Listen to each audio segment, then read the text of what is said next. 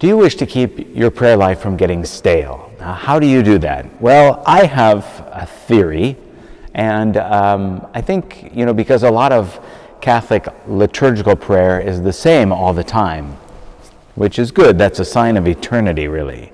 The unchanging is, it's a sign of eternity.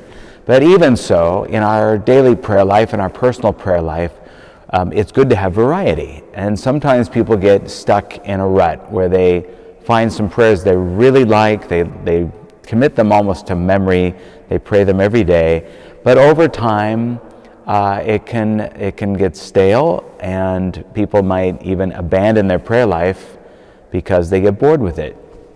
So my approach is praying liturgically, or praying through the liturgical year.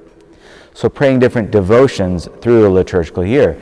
And one way to do so is to participate in various novenas for each of the seasons of the year, for each of the big feasts of the year, but also for the saints' feast days.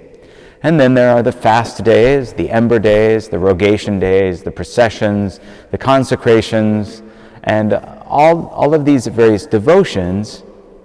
And if you're always doing different devotions based upon the time of year, the season, the different feast days, well, then your prayer life doesn't get stale.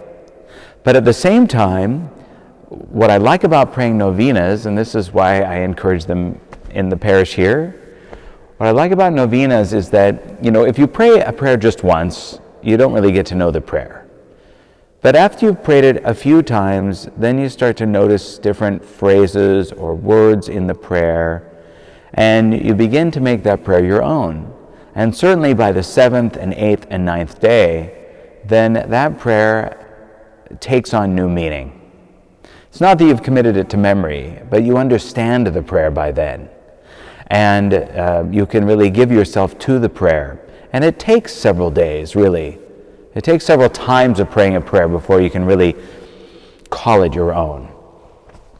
So I encourage the praying of novenas. And people might say, well, Father, are we praying another novena? I've never prayed a novena in my life, and I prayed more novenas in this last year than I know what to think of. But your prayer life has not become stale, because your prayer is always changing. And it's tailored to the time of year and the various liturgical seasons and the feast days of the saints. So I encourage you to pray novenas. That is one good way of keeping your prayer life from going stale. It's not the only way, but it is a way. And so I hope you will join us here at St. Stephen's Catholic Church in Portland, Oregon, to pray novenas with us. If you look through our playlists here, you'll see all sorts of novenas.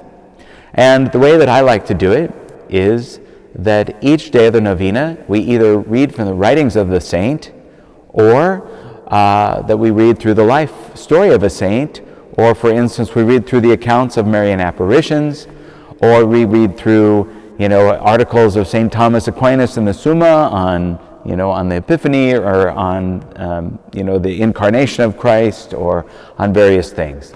All sorts of different ways you can go through a novena. So I try to make it interesting, and I hope that you'll join us for praying novenas here at St. Stephen's in Portland. Well, that being said, I'll invite you to look at our YouTube page and our playlists, and see what we've got on there. And we have novenas to take you through the whole year and then some. But right now we're in the midst of a novena for the Epiphany, and soon there will be another one. So I wish you a blessed Christmas. And thank you for watching. God bless you. In nomine Patris et Filii et Spiritus Sancti. Amen.